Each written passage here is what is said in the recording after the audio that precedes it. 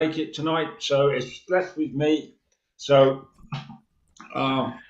here we are again. It's the World Storytelling Cafe in conjunction with Get a Word in Edgeways Story Round, which we are going to do on a fortnightly basis from today, Keith. Because John, Keith and me can join. Okay, John just made a slight error. Here we are again. It's the World Storytelling Cafe in conjunction with Get a Word in Edgeways Story Round, which we are going to do on a fortnightly basis from today, Keith. Because John, Keith. I'm getting some feedback as everybody else. Okay, John just made a slight error. Here we are again. It's the World Storytelling Cafe in conjunction with Get a Word in Edgeways Story Round. Right, well, there seems to be a problem. From today, Keith. Because John, Keith, I'm getting some feedback as everybody else. Okay, John just made a slight error. And it's on loop. It's on loop. No, it's not. It's finished now. Oh, right. Well, he's done something, so that's okay.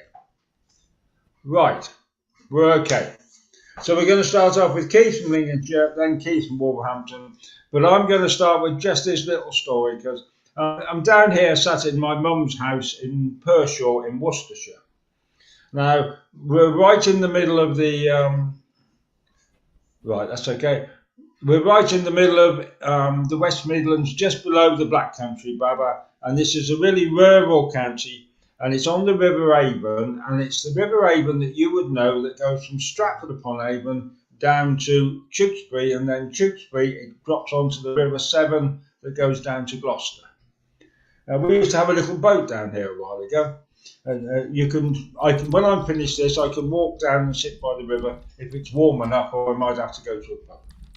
But this is where I started telling stories. Now I'm 70 now, so I started telling stories. I was 23, 24 years old, and one of the old farmers that was down here was a pal of my father's called Reg Berry, and he farmed the Elms farm. And he told me this one day, sat in a pub called the Queen's in Elmley Castle, and it's Queen Elizabeth I, because Queen Elizabeth actually slept there for 2 nights. And by the by, she nearly broke the whole village as well about the amount of money everybody had to spend on having her there. But they named the pub after her, and it's been called the Queen Elizabeth, or the Queen Elizabeth I, and everybody calls it the Queen's. So Reg, one of his ancestors, his father, they bought a horse. And the horse they went to Evesham, which was about 6 or 7 miles away from the village. And they went down, they wanted a plough horse. And they brought this great big Shire ploughed horse, and it was an important, it's like buying a tractor in them days. It was a great big thing and everything else. But they brought it off some of the boat people because it was cheaper. They didn't buy it off another farm. And when they got it back to their farm in Elmley Castle, they rigged it up to the plough. As they rigged it up to the plough, it would not pull straight because it had been brought up pulling a barge down the river. And when you pull a barge down the river, it's always on one side or it's only on the other side. So the horse has to lean a bit to the left or lean a bit to the right, and then they would have to hold the boat on the steering at the back on the tiller to keep it straight. And there's a real sort of skill to doing all this. And what the people who had sold them the horse hadn't told them that this was a boat horse and not a plough horse. So when they rigged it up to plough the field, it went off at 45 degrees.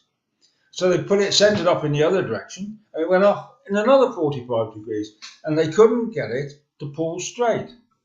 Now, there was some anger now, because the people that sold it to them should have said that this was a boat horse and not a farm horse.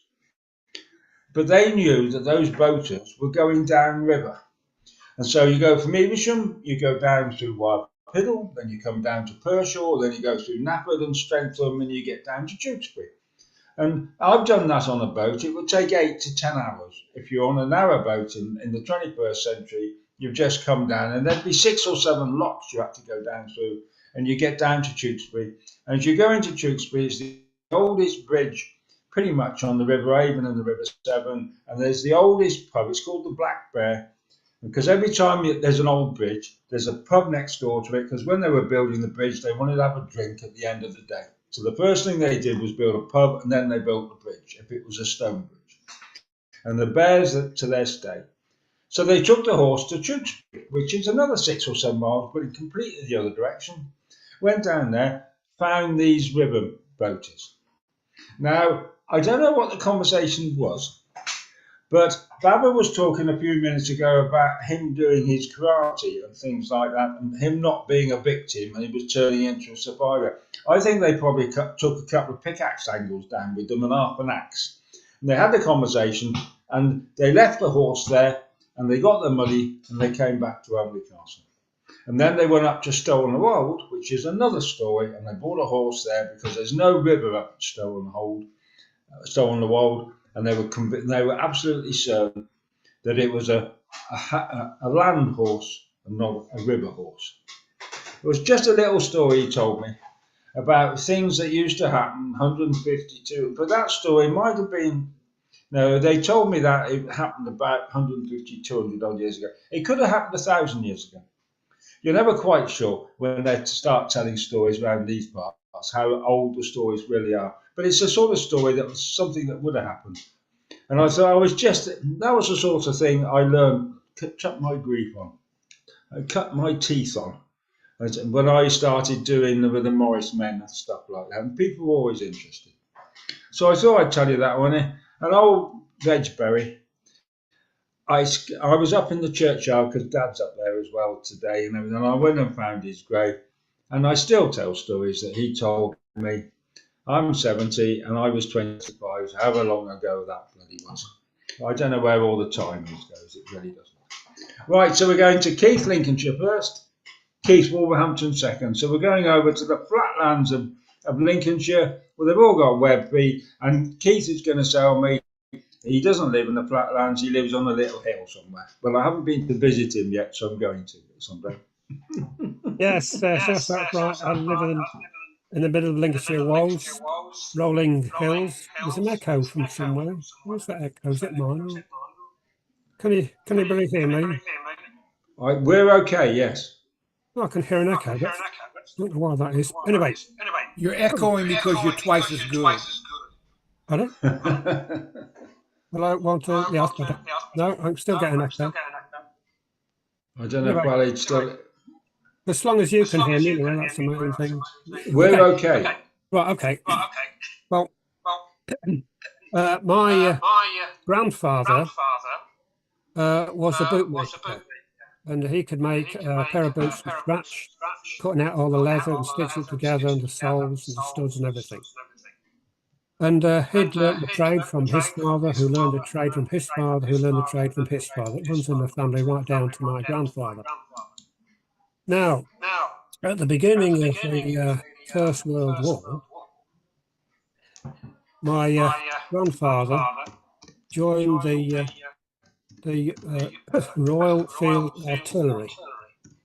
And because he's used to working with leather, the bootmaker, his job was to look after the horses and to repair and look after not the saddles so much, but the harnesses and the bridles that were there to pull the big guns. And you can see him in uniform just beside me. Now, he, let's think, that's just, and so that was his job in the Royal Field Artillery. And he was fortunate that he wasn't wounded and he came home. He wasn't wounded physically, but we don't know just how he felt internally and emotionally.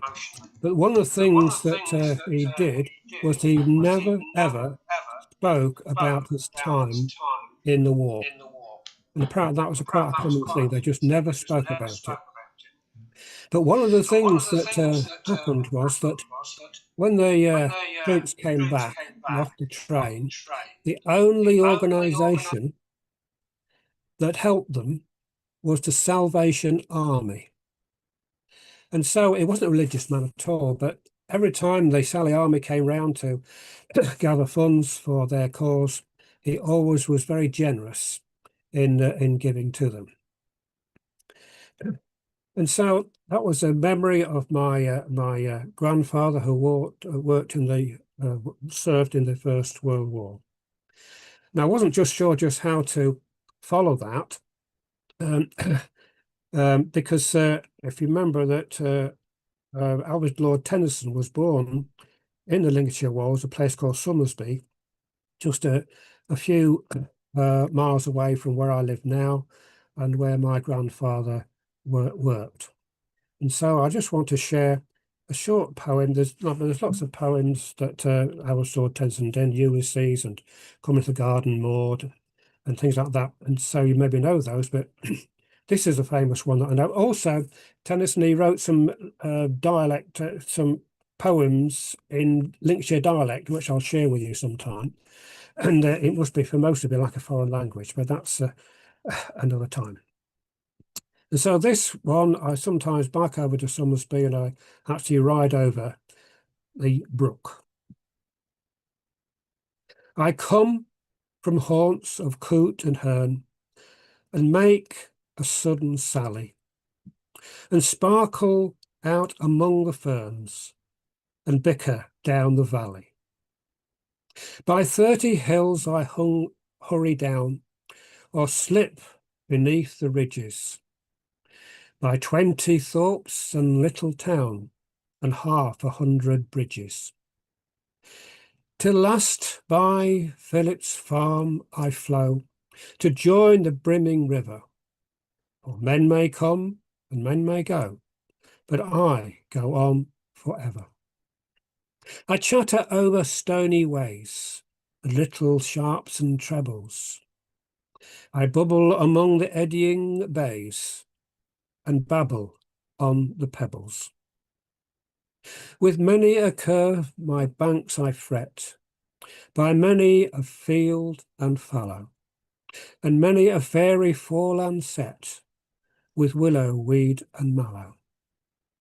I chatter, chatter, as I flow to join the brimming river. For men may come and men may go, but I go on forever.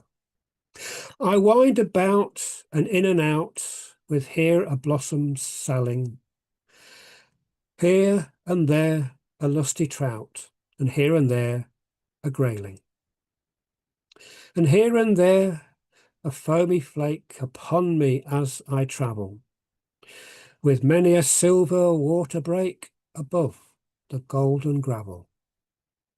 And draw them all along I flow, to join the brimming river. For men may come and men may go, but I go on forever.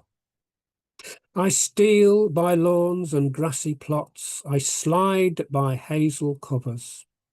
I move the sweet forget-me-nots that grow for happy lovers.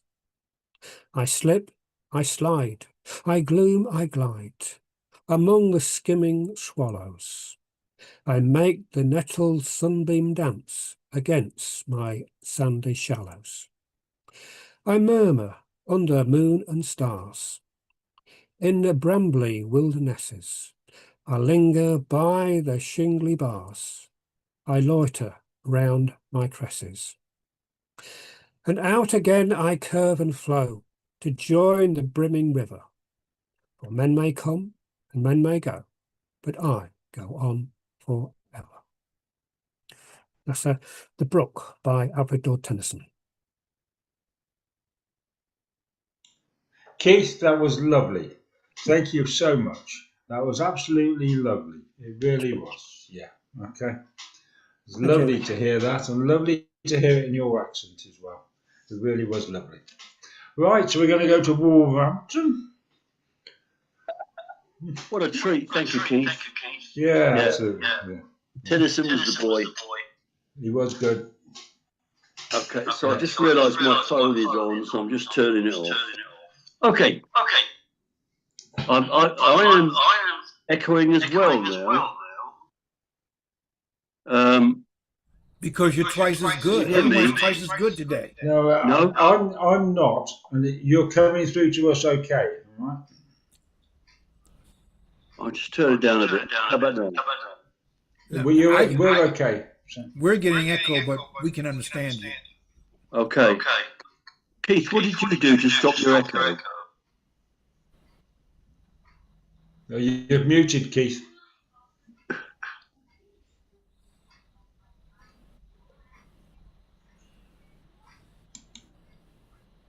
Everybody seems to be muted, so I'm not sure what's happened. So. Well, I've just unmuted you. So, oh. Okay, I'm going to turn my device volume off now and see if that stops it. And can you still hear me? Yes. Yes. Yeah, you can hear me. Yes. That's fine. World Storytelling is saying. Yeah, I can't hear you because my volume's turned off. But I don't need to because I'm going to start talking now. Because back in the midst of time, there lived a king who was just but scary, because kings in those days were omnipotent and no one could argue. But this king was just also, and his subjects lived well, but he had one weakness, and that was his wife, who he doted on. He constantly bought her presents of jewels and fine dresses, until one day he was traveling on business to another country. And when he came back, he heard that she had been unfaithful to him. In a rage, her and her suitor were put to death. But worse, all women and children, all females, were banished from the country. And a great stream of refugees set out to all corners of the country, living in neighbouring lands until there were no females left in the country at all. No baby, no girl, no young woman, no old woman, none. And the country settled into this strange atmosphere of only boys and men. Now, in a neighbouring country, this was a great talking point, of course, because the refugees came through that country and they were welcomed and people put them up, and there was a great curiosity about what had happened to the land. And within that country lived a girl, the daughter of a blacksmith, and the only child of the blacksmith. And she'd grown up from a toddler in the forge. And as she grew up, her father showed her how to work metal. And as she grew into her teens, she was very skillful. And she was particularly skillful at making daggers. She could beat a piece of metal, heat it, cool it, heat it, cool it, turn it into that wonderful curved shape and get that fine, fine blade that could almost cut a hair. Of course, her father had to sell them his own work, because a young woman was not allowed to be a blacksmith in that place. And in fact, her grandmother was furious, for she said she should be taught to sew and cook and prepare herself for marriage and what was going on. But her parents quietly were proud of their daughter and her skill. And they were also proud of her having her own mind. In a time when girls had no say in who they would marry or even any aspect of their upbringing. So, as the refugees came through their town and different families put them up, she became curious. And she went to her parents and she said, I want to find out what is happening in that country. And her father this time said, no, it has been decreed Any females found in that country will be put to death. You cannot risk that. And I will dress as a boy. I wrap towels around me to show to disguise my body. I'll put my hair in a turban. I will walk upright like a boy and swagger perhaps. And they will just think I am a callow youth. Now, the parents hated this idea, but they knew their daughter was of a strong mind. But clearly they did not tell her grandmother what was going on. And she set off with a pack on her back with some food in it. And she walked for 2 days until she came to the city. And it was a strange place. As she walked through the streets, and there were men and boys everywhere. No girls giggling in the street and playing. No women bringing that calmness to the society that we know and recognize. Just boys and men. And no small babies, of course, now. But she found herself outside the king's armory. And she approached the foreman for work, maybe as an apprentice. And you can imagine the scene, all these huge, muscly men in T-shirts in the heat of a forge in the armory. And they see this callow youth looking for work. And they shout to the foreman saying, "Give him a go, boss, give him a go." And they stand around ready to mock. But she stays silent. She brings a deepness to her voice not to be found out, but she stays silent mostly. And the foreman gives her a piece of metal. And they watch as she picks up exactly the right hammer. And those of you, if any of you are engineers, know that this is true, that an engineer just feels the weight of something and knows it's right. My brother used to reckon he could put his hand in his toolbox and lift out a spanner and know exactly which one it was without looking. I needed my reading glasses to find out which one was right, but engineers are like that. And they stood around waiting to make jibes and banter and poke fun at this youth, as apprentices are often subject to in any place of work in the world. But as they watched, she heated it red hot, held it in the tongs in a huge leather glove, took, as I say, exactly the right hammer and began to beat it. And she beat it and she beat it until it began to take shape. And then she, as it cooled, she heated it again and beat it. And they watched and went silent, for they recognized that she had the skills that they had. And for some, more so, as the dagger, as the dagger took shape with that wonderful curve, and the blade became sharp as she wiped it down with a rag, and they heard it hiss. And the foreman stepped forward and found a fancy hilt for it and attached it and said, "This truly is a fine dagger. We will send this forth for the king to see. Where's a fine scabbard for it?" And she said, "No, it should not have a sheath or a scabbard. Wrap it in an oil rag to protect it and take it in that." And the dagger was sent to the king in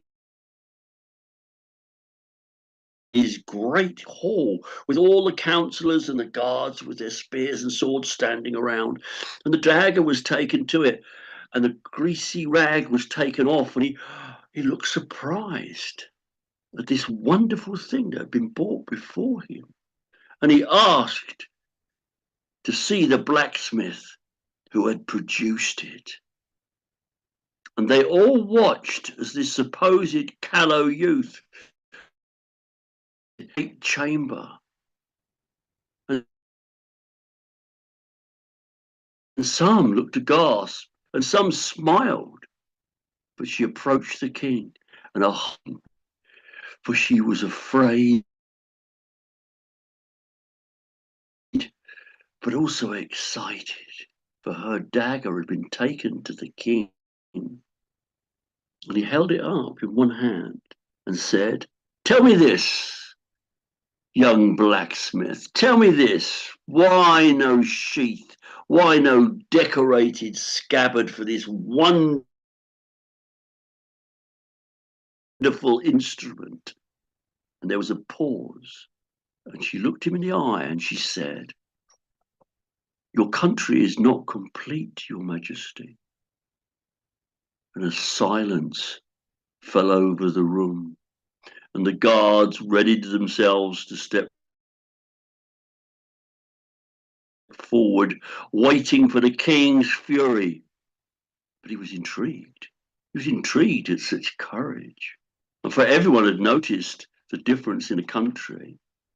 "Explain," he said. "Well, your majesty," she said, "I walked through your streets when I arrived, and there are only boys and men. Now, when you travel and have a great victory, who is the first person you tell when you arrive home? When things are hard to think of, who is the person you turn to for solace and advice? And when you are sat at your table, who do you share your food with? Who do you smile across the table as you eat together?" And a stillness came over the room.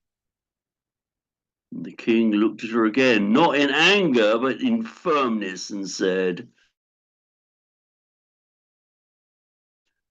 "How is it you know these things?" And emboldened, she took her turban off, and her hair fell down over her shoulders. And a gasp went up in the hall, and the guards stepped forward. The king raised his hand and said, "Stop, for I have learned a lesson today." And he turned to his grand vizier and said, "Bring them back." And he turned back to the girl and said, "You've taught an old man a lesson today. What is your reward?" And you already know. She said, "A forge." And she was given a forge within sight of the king's armory. But that's a story for another day. Thank you. Oh, lovely, Keith. Thank you. Thank you. Thank you. Yeah. Right. Well, we'll talk about that. Oh, I can't hear you. Thank you. Can you hear me now? Yeah, I can hear you. Hear me now? Yeah. Right, okay. Good. Okay. So we're going to Adam, who's turned into my friend Rashid, who's one of my. We go back an awful long way, Rashid. It's lovely to see you again, but we're only young in heart, really, aren't we, Rashid? So. Absolutely, my darling. Right. Well, when I thought about what story would I like to tell, for the last few years, I've been invited to tell a story at a community supper at our local church. So the one at Christmas, it's like, well, I don't want to do the usual Bible stories. So what could I tell that would be appropriate for the season? So I came up with the story that I'm going to tell you tonight. By the way, before I do that, I must say, Keith from Lincolnshire mentioned his grandfather. My grandfather actually died in World War One, but he was not a soldier in the trenches. My grandfather in World War One was an engineer, and he died in Luton because he was building army lorries because the army couldn't do what they did without lorries, and he got TB. I mean, what a bummer. I come from a long line of people who are really bloody unlucky. Because, he wasn't a hero. He just died of TB, for goodness sake. But, you know, they also serve who put the widgets in the engines that make the trucks that do the thing. So the story I'm going to tell you, and I thought it might be nice to share because many of you might be asked to, oh, could you tell us some Christmas stories? And, you know, we're always looking for something new, aren't we? So I will tell you this story that I came across. And the story is, why do cats always seem to be washing themselves? You know, we all know cats, they sit and they lick and they preen all the time. And we may think, why are they so fussy? And I can tell you, because look back at all the story, all the images you see of the birth of Jesus Christ in the manger. And you know, Jesus Christ came to earth as a human person. And if the great Lord came to earth as a human, he wasn't going to be a cute baby that smiled all the time. Like all the pictures you see, he's Jesus, you know, Jesus Christ, meek and mild. Oh, he never gave his parents a moment's problem, did he? No, if he was going to be a real human baby, what was he going to do? Cry most of the time. Any of you that have been parents know, you get a baby and it's gorgeous and cute until it starts to cry. Well, you know what? Mary, think about it. She was 9 months pregnant and she got on a bloody ass and got trundled across the Holy Land on an ass when she's belly's out here and she's not exactly comfortable. And then the only place they can find for her is actually, it wasn't an inn, it was the bit out the back. And as someone who's been to the Holy Land, I can tell you, it wasn't even a cute little stable with a, you know, with a nice little thatch bit. It was a cave behind the inn. And they went, get in there. And there she was in a manky old stable in a cave. And she's giving birth, for goodness sake, she's giving birth. And then she finally pops the baby out. And she's got the baby in her arms and she wraps it in swaddling clothes. She puts it in a manger. And all right, some of the time, baby Jesus might have been quiet. But babies get colic, do they not? And colic is big bellyache. And so, you know, never mind gentle Jesus, meek and mild that we see on all the Christmas carol, you know, Christmas cards that we see, smiling. No, this is a human baby and it's going, and Mary's going, I don't know what to do. I've just given birth. I'm exhausted. Joseph, do something. Well, Joseph's a man and he's a carpenter. He's not exactly, you know, built for fatherhood. And he picks up the baby and he's going, okay, baby. Oh, and the baby, every time he goes, wah, wah, wah. And he goes, oh, I don't think I'm doing any good. I'll just put the baby down and I'll go and poke something. Because that's what men do in these circumstances. Well, you know what? The ass comes forward and goes, Mary, Mary, gentle woman, I will help your baby go to sleep. I will sing to it. And the baby's in the cradle. Wah, wah! And the ass leans over and goes, yeah, yeah.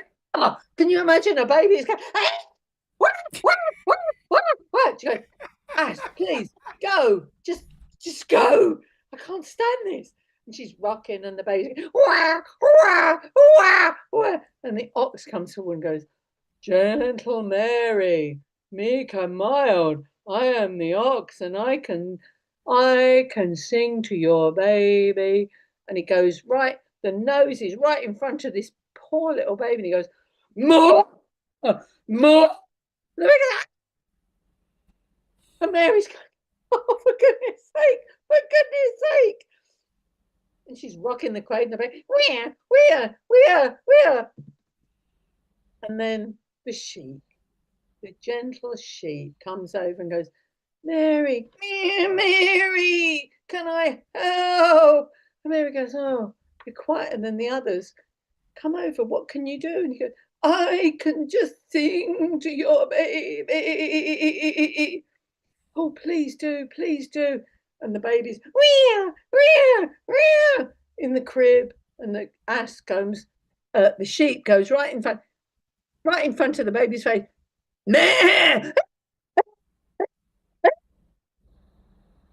Mary said, please, sheep, go away, go away. I don't know what to do. I'm a young mother. I've given birth. I'm tired. I do not know what to do. Joseph's no use. You lot got no use. What am I going to do next? Well, you know what? If you think about it, Jesus was born in a stable, and a stable contained all the animals, and it contained oats and straw. Well, who likes to live in oats and straw but rats and mice? So every stable in every country throughout the whole of history would have had a cat, because they catch rats and mice, do they not?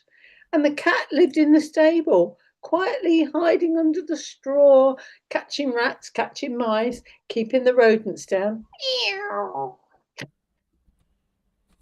And the poor cat came out after all the other animals had tried. Mary, Mary, may I try to soothe your baby? Because my song is gentle. It's not raucous like these other.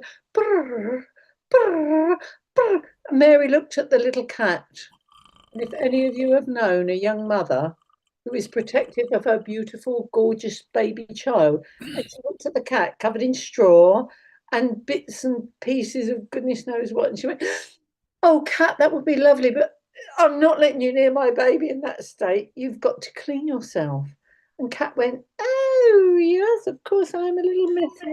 What I will go into. And so, and she started cleaning her paws and her whiskers and her hair.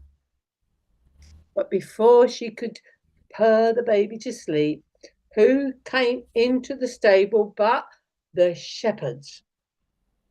And the shepherds came in, and they were quiet, and they were reverent, and they were careful, and they brought with them a baby lamb. And the baby Jesus, where? And they put the baby lamb into the crib, and the baby Jesus, oh, la, oh, as babies do when they get something soft and gorgeous. And the baby Jesus put his fingers through the lamb's fur. He went, yeah. And to everybody's relief, the baby fell asleep. Oh. So Mary and Joseph went, thank you, shepherds. Could you please leave really quietly because the baby is asleep? Go. And that's what they did. And Mary said to the cat, thank you. The baby is asleep. When he wakes up and he starts scratching, really, would you please sing to me if you're cleaning me? Yeah, of course I will. And the cat went back to the door and fed on the mice and the rats. But cat wanted to go. She was going to be cleaning it, so in the corner.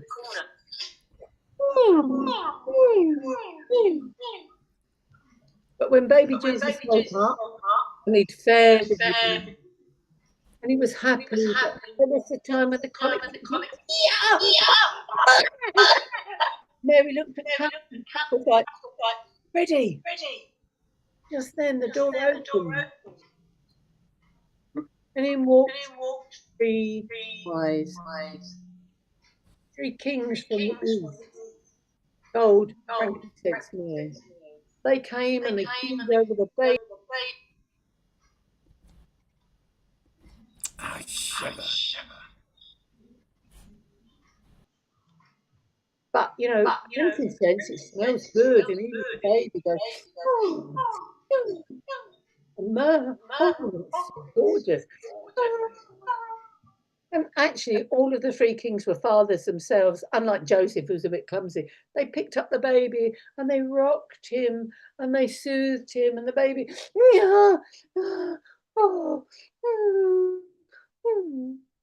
until he finally fell asleep on Melchior's shoulder. Oh, how lovely. Mother Mary, I will put your baby back in the crib and we will leave now, okay?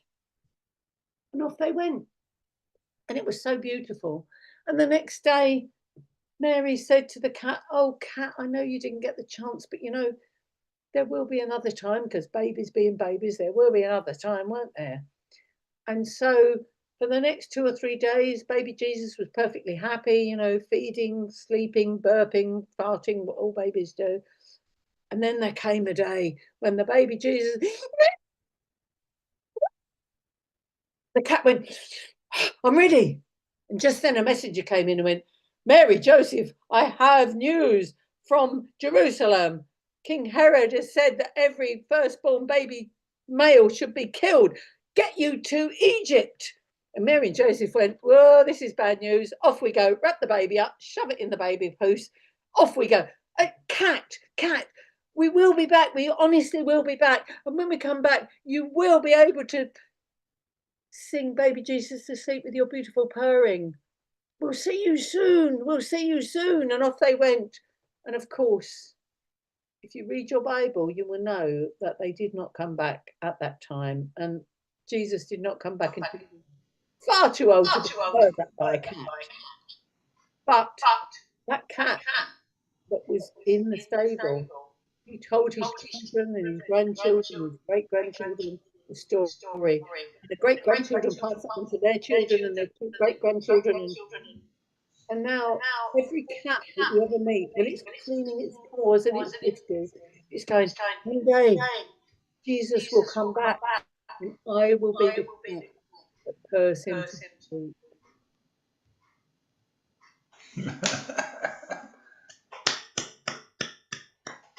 That's lovely. So we're going to go to Baba C next first, but just before we do that, as we're talking about Christmas, I'm going to do this one because you're all going to smile when I get to the end of this, but I guarantee that this Christmas season, and particularly for you, Baba, in the States, I'm pretty certain that this one, over the Christmas season, you'll hear yourself telling this one, and you'll hear my voice as you tell it. So it's a gift to you in particular.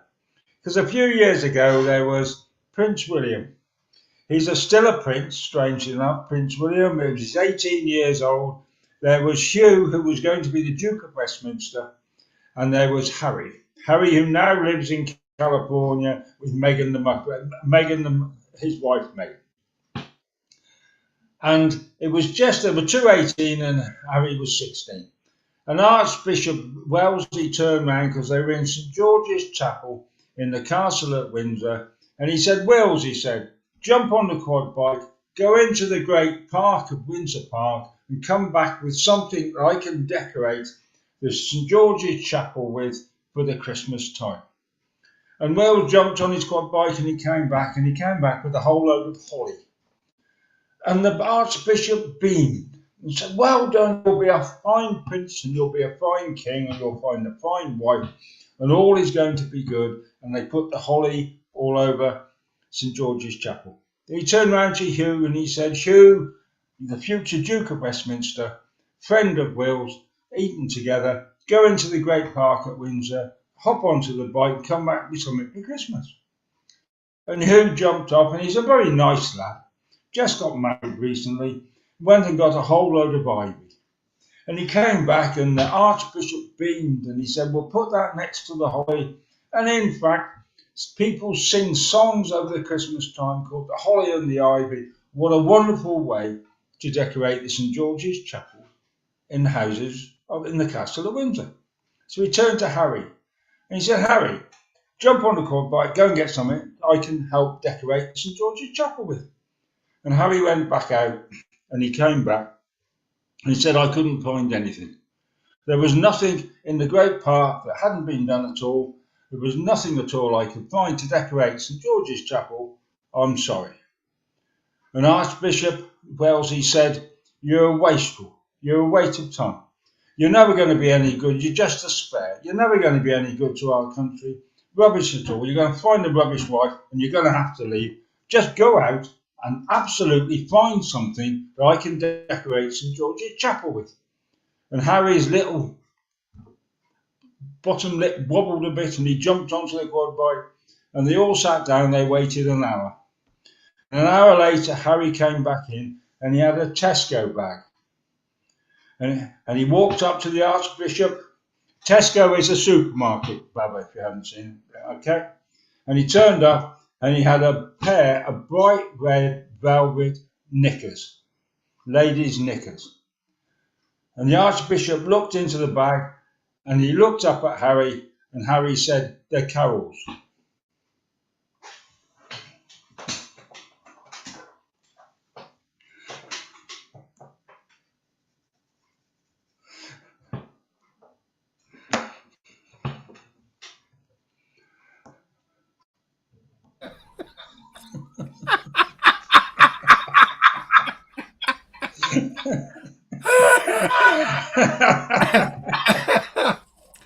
I'm not sure how many Americans would get that, but yes, that was funny. No, they'll get it. Funny. That was funny. Give it a try. Go and find some blokes, well, chaps or fellas or somebody in a bar somewhere, and just you'll meet them somewhere. Okay? I can tell that when I tell the helmet joke. Right.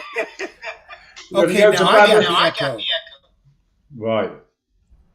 Um, And then we're going to go to Susan in South Africa afterwards if she wants to tell a story. She sometimes does and she sometimes doesn't. She's nodding at the moment, so that's great. And I'm sure Evita, who's listening well on there, and everybody else. So how are we doing, Baba?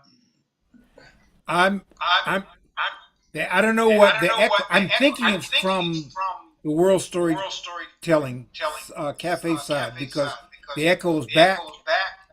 And but I'm gonna tell my story. I'll just measure myself. Yeah, I'm not getting it. I turn the original sound from musicians on, and it seemed to go well. I don't know if that. I have the original sound from musicians on, Yeah, no. and now you just went mute. Now you're mute. Yeah. Over to you. Okay. Yeah. Okay, over to Baba. Everybody else mute. Okay, here we go. So I'm going to go in a different direction, but hey, you guys already know that.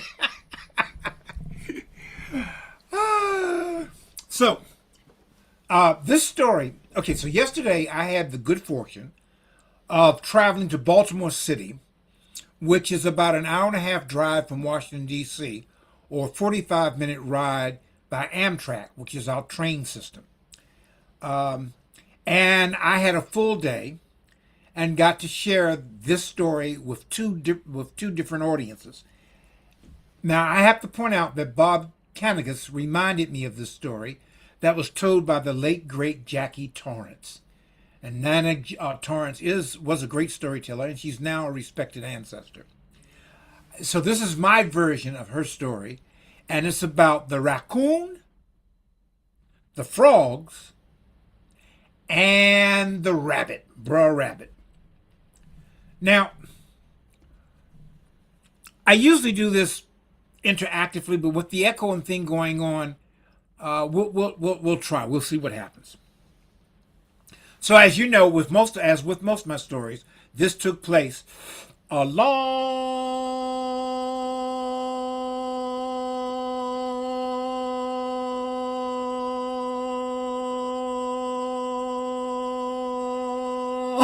time ago.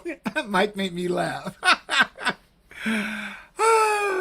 But anyhow, so back in the day, there was this here raccoon, and raccoon had a Mrs. Raccoon. They had some children, and every day, Brer Raccoon would go off and he'd go hunting for himself some frogs, because they loved themselves some frogs. They liked them fried, they liked them roasted, they liked them baked. Oh, they just loved themselves some frogs. And the children loved themselves some frogs too. So every day, Brer Raccoon would go out and come back with a satchel full of frogs, and he'd knock on him door. And Miss Raccoon would open the door and say, "Hi." And he'd say, "Hi." And she said, "What you got for me?" He said, "I got a satchel of frogs." And they go, play kissy, kissy, kissy.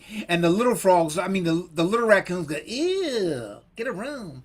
And so he'd come in, and they would cook them frogs. I mean, they put Colonel Sanders, oops, I didn't mean to mention his name, to shame, but they loved themselves some frogs. Well, the frogs didn't love it so much. They got tired of Brer Raccoon snatching up their cousins and nephews and brothers and sisters and moms, and you get the idea. So they got this idea here, you know. So what they decided to do was have the bullfrog, who was real big and had great big eyes, sit up on a rock and look out for Raccoon when he come. And when he come, they go, "Here he comes! Here he comes!" And little frogs, they go, "Here he comes! Here he comes!" And they all hide. I mean, they hid well. So Raccoon would come on down to the pond, but he couldn't find no frogs. He looked to his left. He looked to his other left, what some people might call the right, and he looked up and down. He couldn't find no frogs. So after a day of hunting for frogs, couldn't find none, he went home and he knocked on the door. His wife opened. He said, "Hey." She said, "Hey, what you got for me?" And he held up the empty sack and tried to go inside the house. She said, "No. No, no, no, no, no, no. You can't come in. You go back and find some frogs, but you can't come in." And she shut the door. Raccoon he just so down in the heart, he didn't know what to say. He didn't know what to do. So he walked off into the forest, and he set himself down under a great big tree. Because it'd be kind of difficult to sit yourself down in a little big tree, wouldn't it? So it was a great big tree. And he sat there. Long come Brer Rabbit doing what rabbits do, hopping, and him hopping down the rabbit trail. I refuse to say the bunny trail. He was a rabbit. He wasn't a bunny. And he get down there and he see his bestest friend in the whole wide world sitting under this here big old tree, and he's going, "Brer Raccoon, what's wrong? Why you looking so sad?" Brer Raccoon said, "Well, you know, every day I go frog hunting, and I usually get me a satchel full of frogs. I take them back to my missus, I knock on the door, and we go, and she let me in, and we have frog legs, and we have fried frogs, battered frogs, we have roasted frogs, we have frogs all over the place, and the children enjoy them, and we have lots of fun. Take that any way you want. But I couldn't catch no frogs today, and I went home and I knocked on the door, and my wife saw the empty sack. She wouldn't let me come in the house. She said, no frogs, no entrance, and we didn't have no fun." So Brer Rabbit, he said, "You know what, Brer Raccoon, I'm so sorry to hear that, but it sounds like you need a plan." "A plan?" A plan. "A plan, Brer Raccoon. I know I stuttered, but I did say a plan." "I don't know nothing about plans." "Well, lucky for you, I do." So Brer Rabbit sat under the old great big tree, and him started a tinking and a tinking and a tinking. I know what some of y'all saying. You're saying the word is thinking. But just because someone talk differently than you, it don't mean they don't know what you know. It just means they talk differently than you. After a while, Brer Rabbit said, Brer Raccoon, I got a plan." Brer Raccoon said, "Well, what's your plan?" "Tomorrow morning, you go down to the pond, but the big old frogs, they'll see me coming, and they go, 'Here he comes, here he comes,' and the little frogs go, 'Here he comes, here he comes.'" Brer Raccoon, when they do that, you get down to the pond. Now listen carefully. You get down to the pond and drop dead. Do what? Drop dead. Not for real, for pretend. But Brer Raccoon, don't you move for any reason, for any way, for no how, and until I tells you to. Okay. You sure about this, Brer Raccoon?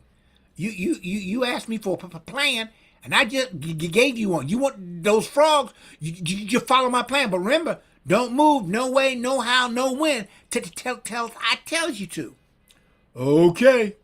So the next day, Brother Raccoon, him go down by the pond, and the big old bullfrog saw him coming, and you know what they said? They said, "Here he comes! Here he comes!" And the little old frogs, they kept going, "Here he comes! Here he comes!" And they all hid. Brother Raccoon looked to his left, looked to his other left, which some people called it right. He looked up, he looked down, he looked all around, couldn't find no frogs, grabbed his heart, went, "Oh, my heart, my achy, breaky heart." Did I just say that? Oh, and he fell down and he dropped dead. Not for real, Susan. Not for real, Evita. He just pretended. He just pretended. And he dropped dead and he don't move. And he sat there and he laid there and he laid there and he laid there. And after a while, one frog got hit. And Adam, I didn't forget you. I just couldn't remember the other name, and it said Adam. But that's all right. I didn't forget you. Okay. Back to the story.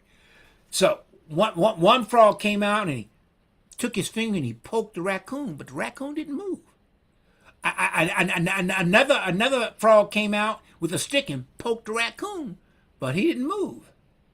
So after a while, they were poking him and pulling him and tugging his hair and hitting him in the eye, but he didn't move. He was going to play dead if it killed him. So, bro Rabbit come around and he see bro Raccoon laying on the ground and go, "Oh no, oh lordy, oh no, my best friend in the whole world, what did you do? He's dead, he's dead, and y'all gotta bury him." What? We gotta bury him. Oh yeah, you gotta bury him. You gotta dig a deep hole. You gotta dig a real deep hole and put his body down the deep hole. You killed my best friend, and now you gotta bury him.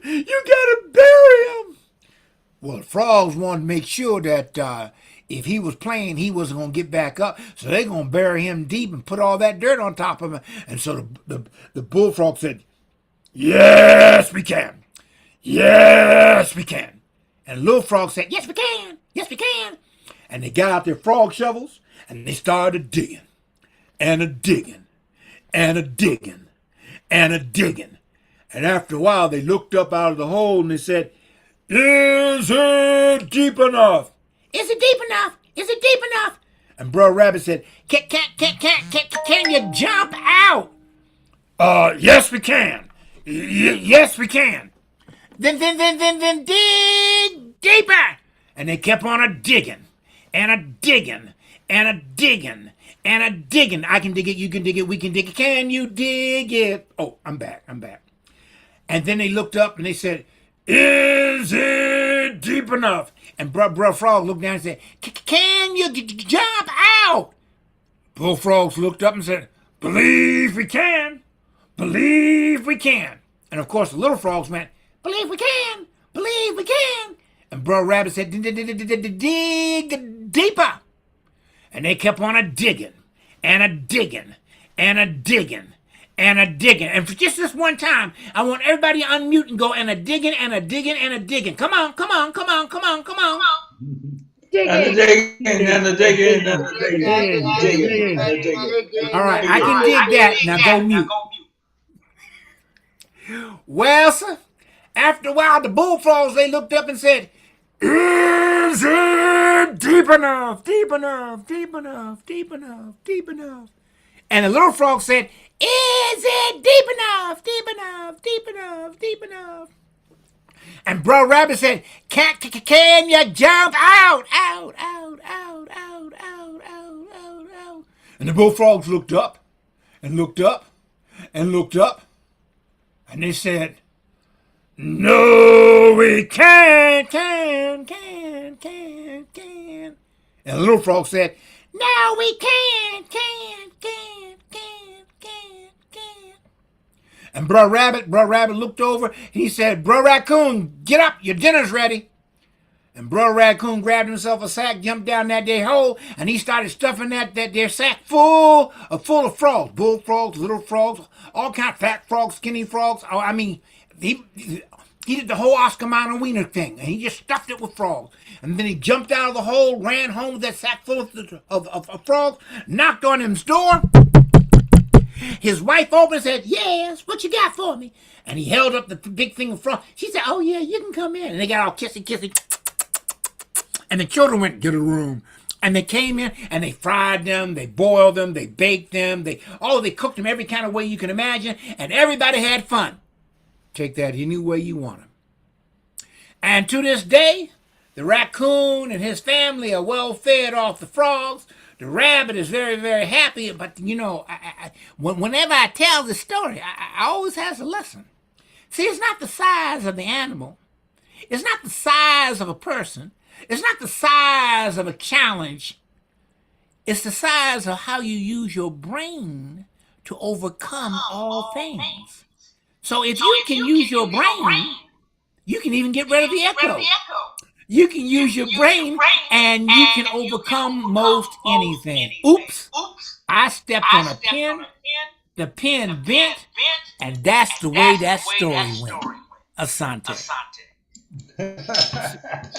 I'll see you tomorrow night, Keith. See you tomorrow night, Keith. Okay.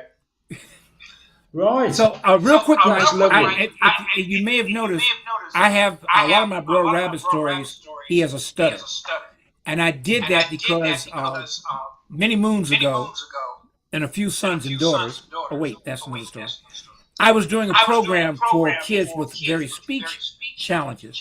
And I decided they should have a hero in a story.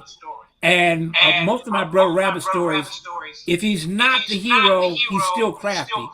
And so I gave him a stutter, and they loved it.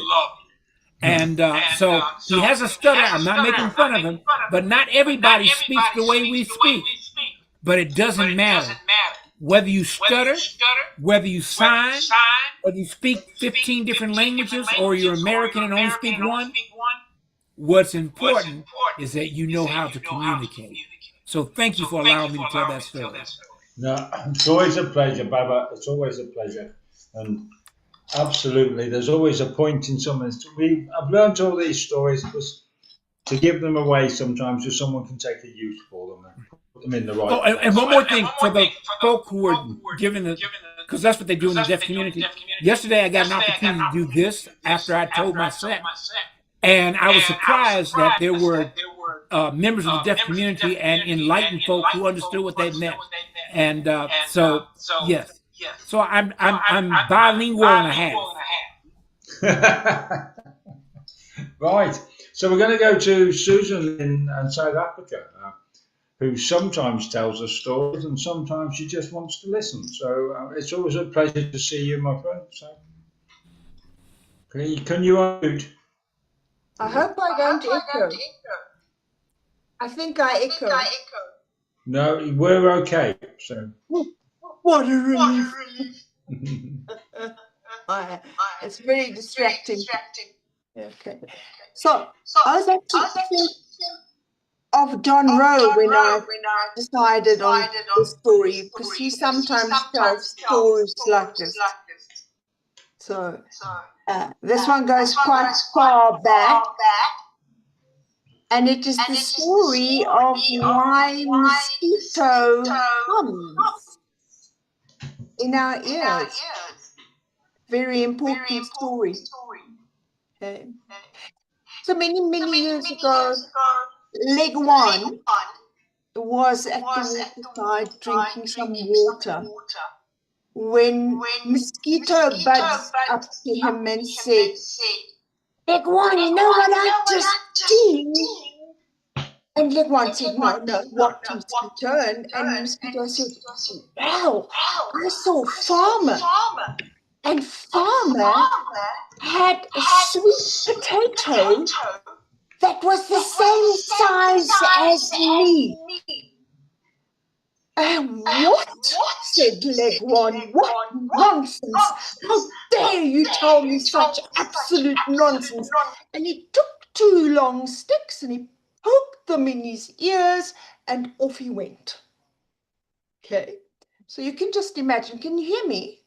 Because you've all disappeared. Okay, so you can just imagine Leguan strutting there with the sticks poking out of his ears.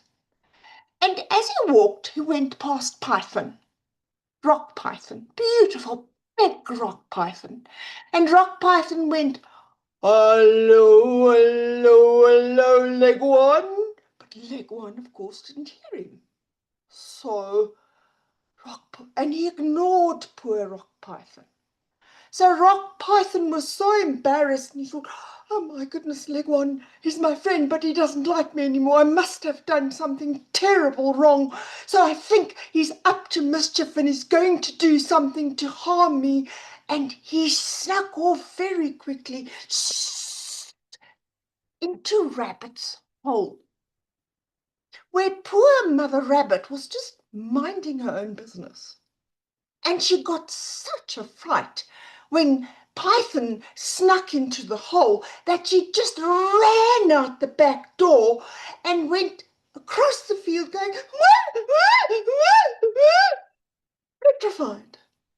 And of course, Crow, who was sitting in a tree, heard this racket and decided to go, wah, wah, because he also had to show his annoyance. Monkey, who was swinging from tree to tree, who felt that it was his duty to look after all the animals in the forest, went and he swung from tree to tree, and oops, he landed on a tree where there was a loose branch, and the branch broke, and it fell on a nest of owlets, and it killed one of the baby owls. Mother Owl wasn't there at that time. She was off looking for food for her children. But when she got home, there were only 3 little owlets, and one was lying there, dead. So Mother Owl said, oh no, what happened to my baby? And the other little owlet said, Mommy, Mommy, Mommy, Monkey killed him. He threw a branch on him and he died. And Mother Owl was so, so sad. And she looked to the west. And she just looked. And you know what? She was supposed to look to the east and call the sun. But that day, she didn't. And the next day, she didn't. And the day after that, she didn't. So the forest stayed dark. And the animals in the forest started getting really, really worried. So they went to the council to report this to the king. And King said, animals, what's wrong? And animals said, we don't know, but Owl hasn't been calling to the east to wake up the sun. And King Lion said, oh, okay, go, Kudu, go and fetch her. So off Kudu went, and he went and fetched Mother Owl, and Mother Owl came and appeared in front of the council and said, oh, my king, Monkey killed my baby. And that's why I'm not calling the sun. I'm so sad. I'm so sad. So King said, so Monkey killed your child, and that is why you are not calling the sun. And he said to Kudu, Kudu, Kudu, Kudu, go and call Monkey. So off Kudu went, and said, Monkey, Monkey, come here, the king is looking for you. And Monkey appeared in front of the king, all frightened and shivering, and said, King said, you killed baby Owl. And Monkey said, no, it was a mistake, it was an accident, it was an accident. It was Crow who frightened me. And Crow went caw, caw, caw, and I had to warn all the animals in the forest, and I landed on this log, which fell down and killed one of the baby owlets. King said, oh, I see. So it was Crow who made a ruckus, who made you warn all the animals in the forest, and you then jumped on a log which fell on the little owlet and killed him, and that's why Mother Owl is not looking to the east and calling the sun. So he said, Kudu, go and call Crow. So of course, off went Crow, went to call Kudu. Off went Kudu, went to call Crow. Crow came back, same thing, said, Majesty, Majesty, it wasn't me, it was Rabbit. Rabbit was making such a racket that I got a fright, which then warned Monkey to warn all the people, all the animals in the forest, and he landed on a log which killed Little Owl, and that's why Mother won't look to the east and call the sun. King said, oh, I see, so that's what happened. So Crow made a racket that warned the monkey to warn the animals, and he landed on a log that killed the owlet, and that's why Mother Owl won't look at the east to call the sun. She said, okay, Crow, go and call Rabbit. Sorry, Kudu, go and call Rabbit. Sorry, this is a long story. I'm getting mixed up. So Kudu went off, called Rabbit. And Rabbit, of course, said, no, King, it wasn't me, it was Python. Python came and slithered into my hole, and he gave me such a fright that I ran away and screamed, and that's why Crow flew off and warned Monkey, who warned all the animals, but in the process, he sat on a log that fell down and killed the baby owl, and now Mother Owl won't call the sun. Same process. Okay. So Rabbit said, but it wasn't me, it was Python. King said, call Python. So poor Python slithered up and said, wasn't me, King.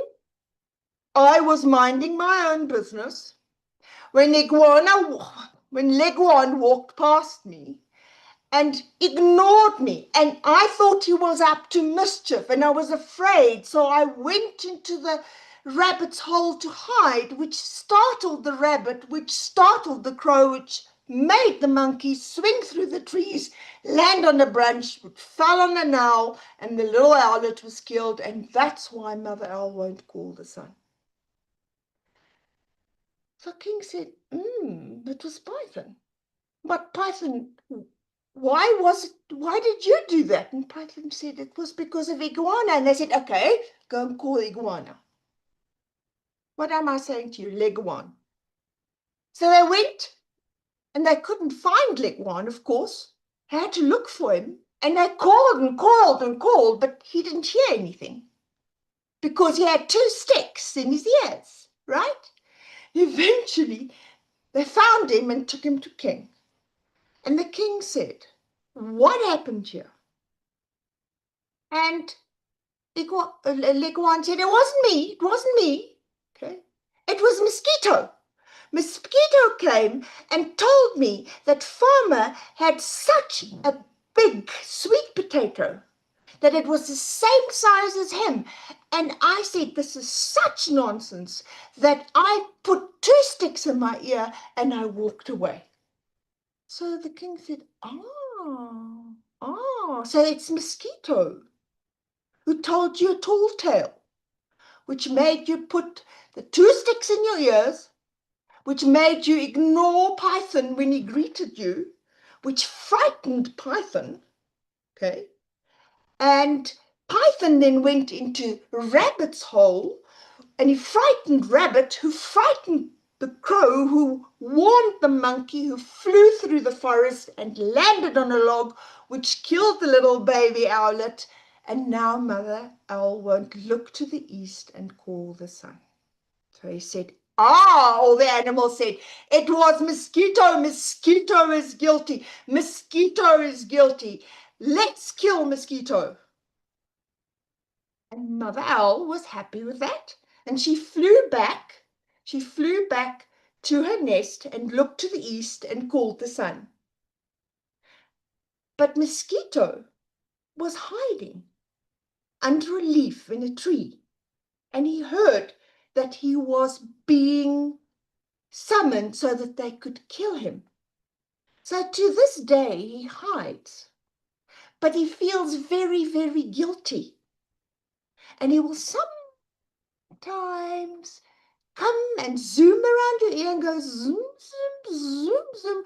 Are people still angry at me? Are people still angry at me? Zoom, zoom, zoom, zoom. And you know what answer he gets, don't you?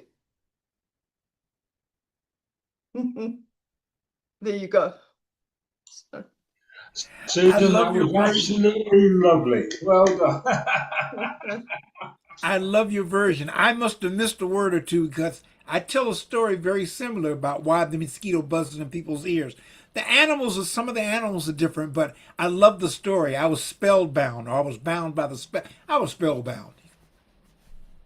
So, can I ask you where that comes from? Is that a sort of Zulu story, or a South African story, or a tribal story from your part of the world, or? And you're muted now. John, I'm not quite sure. The original story that I have has a leguan, not a leguan in it. It has a iguana in it. And we don't have iguanas in Africa, but the source that I found says that it's an African story. Brilliant.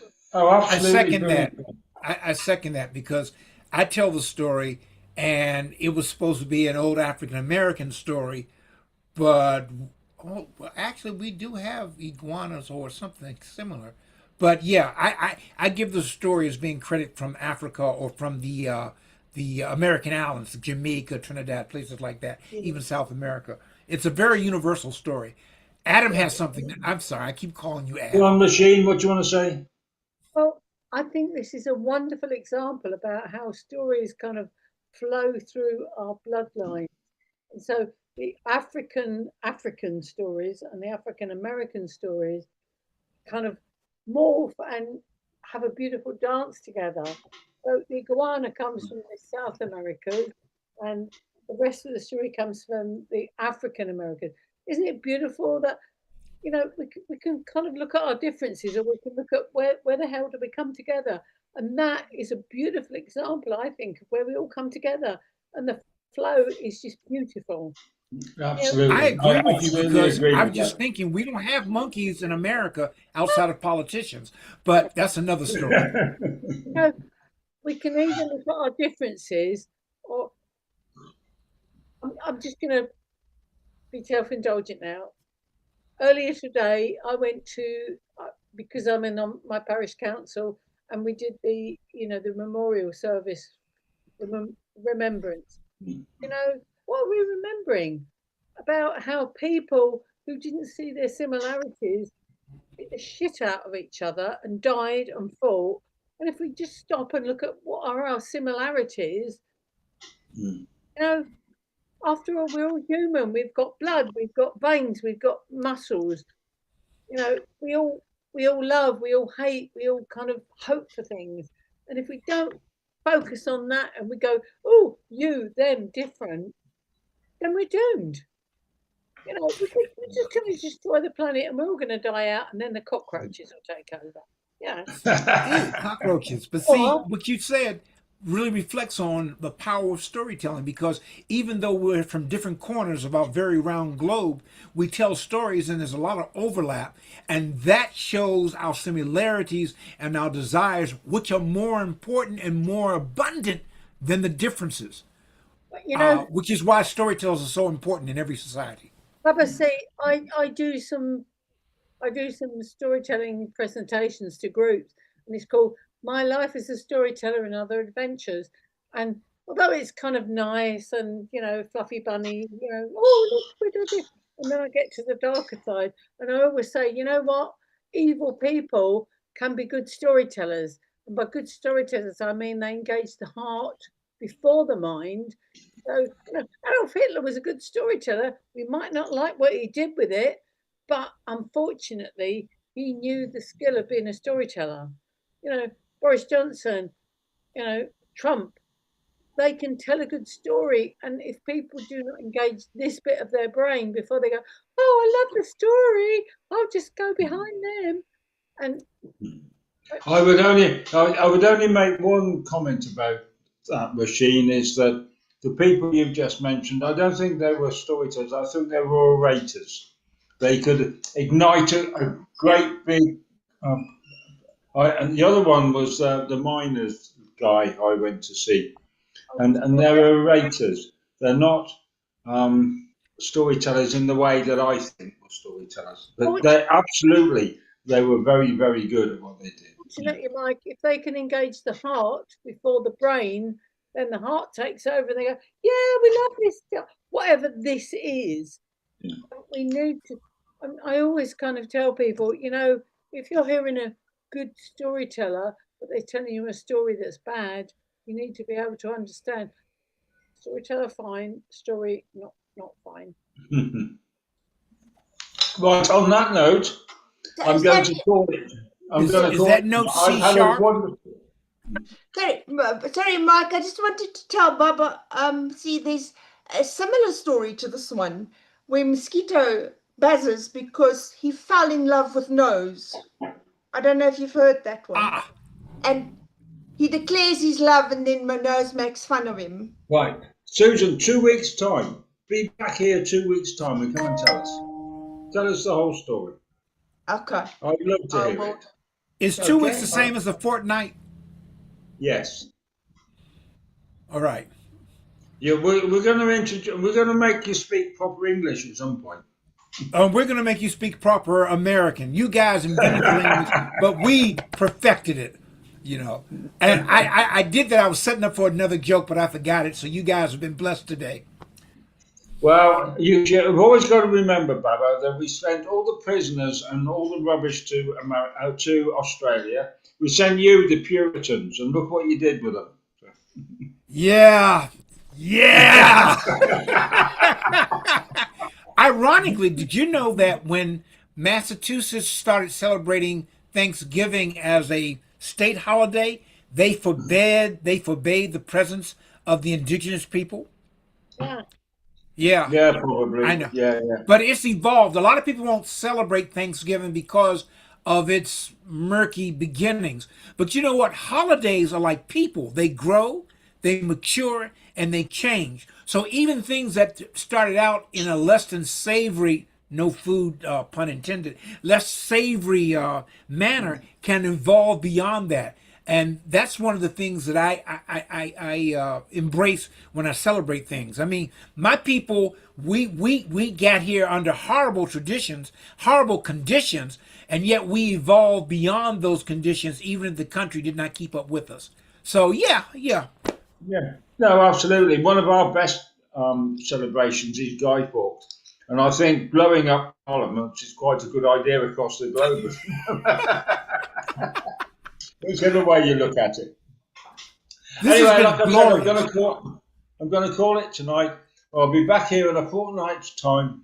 All please come and do it all over again. And I'm looking forward, Susan, to another mosquito story, and the mosquito and the goat, which is one I haven't heard of. I absolutely don't know that one.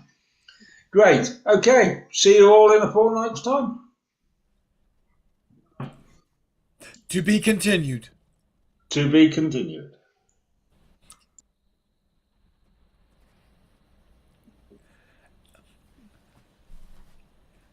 Hi, not Adam. All right, here we go. C, out.